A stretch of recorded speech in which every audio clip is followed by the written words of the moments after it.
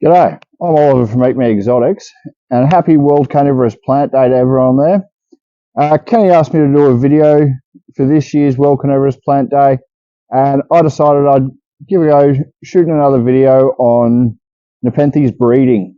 I'll run you through how I do it, some little tricks and tips I've picked up from some older, more experienced growers on how to do it, when to do it, all of that stuff. And just show you what I'm working on here at the moment. You'll see I got a lot of plants in my backyard here in Sydney. The plant we're working on, I'm not sure if you can see it there. I know you can see the flower spike, but this is my big female truncata. It's a giant cross red from Exotica Plants. They're not the biggest pictures on it at the moment. This thing had a hard repot last year, and it took quite a bit of time to recover. I also moved it out of the greenhouse because it was just getting too big. You might be able to make out behind me there's, well, pretty much the rest of my truncata collection all grows outside here in Sydney. If you've seen my other videos on YouTube, I've got the Nepenthes all down the fence on the other side. There's a few tucked in behind the camera there. And then, of course, my greenhouse as well. So I have actually come out, I have pollinated these flowers before, but there hasn't been any good weather for me to shoot in. It's been raining, windy, and just a bit tricky to film a video in.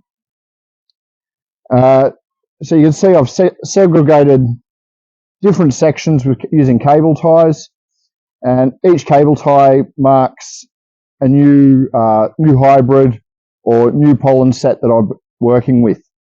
You might be able to make out here I've removed a bunch of the flowers. That's because I caught myself out exhausted after work.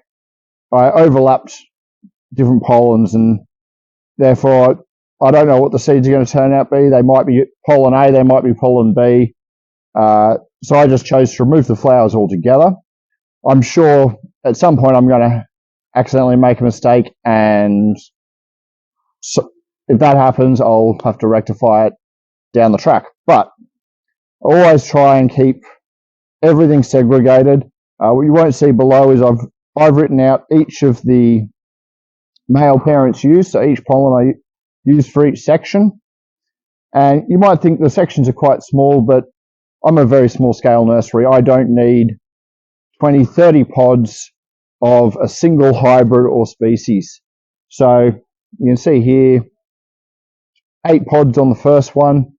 I probably don't even need that many seeds. If all the pods are good, 2 to 3, maybe 4 pods will give me a commercial amount of seeds to use. So I've shrunk down the amount I'm using. If it's a very exciting hybrid, I might do a big section. I've done some in my Loli Veitchii in the greenhouse, where I've done a ton of pods, and that's just to make sure that I get some good seeds from those hybrids that I've made. But anyway, back to this. So although I have done pretty much this whole flower now once over, the last few sections here I only did yesterday for the first time, so I'll hit them again today, make sure I get good contact with the pollen on the female flowers. So I've got my list there. Everything's laid out, and I've laid out my pollen in the order of using them. And if I count it out from there, I'll figure out exactly where I need to start. I might move the camera for the shots of me pollinating so you can see what I'm doing better. But you want to try and get good coverage on the tips, and make sure you get good coverage with the pollen.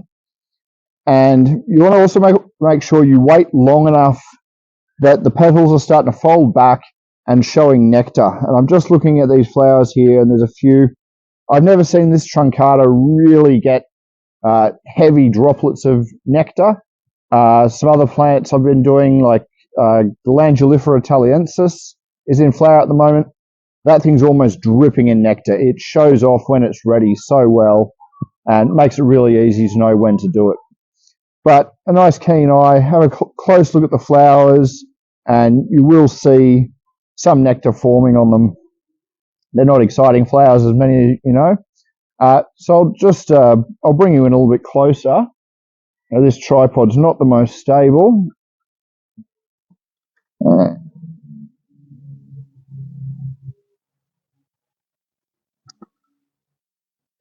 Sorry about the mess behind there. Everything's been a bit hectic here lately. So I don't know if you'll be able to pick it up on the camera, but these petals are starting to shine with the nectar coming through. And if you look closely, you can see some of the previous heads are starting to go dark. Again, I'm not sure if this is going to come on camera, so I might bring you through for a close-up down the track. Now, because I've forgotten to bring my paintbrushes out with me, I'll start with the Veitchii pollen, which is actually the opposite direction I wanted to start. So we got these last two. I actually forgot to put a mate's truncata pollen on, and these two flowers haven't opened fully yet, so I've just segregated them, and I'll just do 2 pods of that pure truncata. You got some Peltatifrost platykyla, working backwards, Veitchii BE. That's actually what my logo is based off, that Veitchii. And then the next one back is Veitchii M. And I can actually see there, I've actually got quite good pollination on that already. It's already showing. But you can see here, I've gone into the greenhouse and I've collected some pollen heads. Now, if I wasn't doing this for video, I may just do one at a time and work backwards. 2, 3, 4. But just for the sake of filming and making it easier, I did bring them out with me and brought a few to make sure I can do it. But if you are working directly from a male flower that you have out at the moment and it's ready and producing pollen to your female flower, it is as simple as just taking the pollen head and just dabbing the end there. I hope you can see I've got good pollen coverage. I'll come back over and do these 2 again, even though they're starting to darken up, which tells me they have been pollinated. You'll notice I'm trying to hold the individual flowers that I'm using. Some plants you need to do this, some plants you don't. It just allows you to give a little bit more pressure as you push the pollen on. And I'm actually keeping my finger on the section that I'm working on. That's just so I don't lose my place on the flower. And I'll work around the back there. Now, this can become a bit tedious, working over the same flowers over and over again, but you want to make sure, especially if it's an exciting hybrid. We all know how good EP's truncata Veitchiis turn out, but you should be able to see there that I've got good pollination, or good contact with the pollen, and that should give me some really nice seeds out of that, because I'm especially using fresh pollen. I'm just going to pause the video here and run inside and grab my little paintbrushes so I can show you an example using some older pollen. Alright, I'm back. See here, just some very fine little artist brushes. I've I collected quite a few, just so whenever I'm doing large amounts of pollination like here, I can interchange and use a different brush for each pollen. Then I can, once I'm done, I can go in and wash the brushes, make sure there's no cross-contamination. The next section I'm going to do is my Veitchii BE, which is my big squat, really nice candy stripe BE that I'm super excited to be breeding with. A little bit disappointed it wasn't female, so I could cross it with my M. And you can see, might be able to see there. So I've harvested this pollen a few weeks ago. I dried it out and I've been storing it in the fridge since. usually the pollen falls off the heads here, so it's a bit harder to pick the heads out and directly transfer them.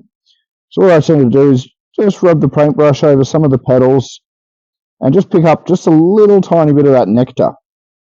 And that'll help, one, the pollen stick to the brush, and two, help the pollen stick to the flower. Now I do want to be careful here because one of the flowers above is leaning over in the way, but the same principle. Just try and get, so you can tamp it down with your finger, make sure you get good contact. Come over, this flower doesn't look like it's been done yet. And again, you want to try and get as much pollen on there as you can. Well, you can see I'm dropping it all over my thumb, but thankfully I have mountains of this pollen, and he is flowering, or he's about to flower again for me. So a little bit of wastage to make sure I get good pollination on these flowers is something I can live with. Now, I have been asked a few times about flies and other things transferring pollen around. I haven't had issues with it myself, and I haven't really heard of it happening either. So I'm sure it is a possibility. So it's something I'll look for in the seedlings when once I grow them out before selling. Of course, with seeds, you'll never know till you grow them out. So that's the best hope. So I have written myself a bit of a list of things to go through, and the only thing left is how I choose what to put on different female spikes. Now, being a truncata, we all know all these hybrids are going to be huge plants. Particularly, I've got two different grexes of truncata giant going on this. This is a giant cross red. It's truncata G. So it should be a fantastic plant and absolutely monstrous pitches. But for the other hybrids, I've looked for things with big colourful peristomes, being your veitchii. I was hoping to put platychila on here, but I did platychila cross truncata in my greenhouse, so I decided to leave it at that. And just trying to work with things. I think the traits of, say, veitchii again, we know that crosses over well to truncata. I did do a Loria jacquelinei. Again, using either of those males, we know crossed with truncata, they come out looking amazing. So very exciting there, because I don't think I've ever seen truncata cross Loria jacquelinei, but I imagine it's going to be spectacular. Anyway, I might leave it there, and I hope you all have a great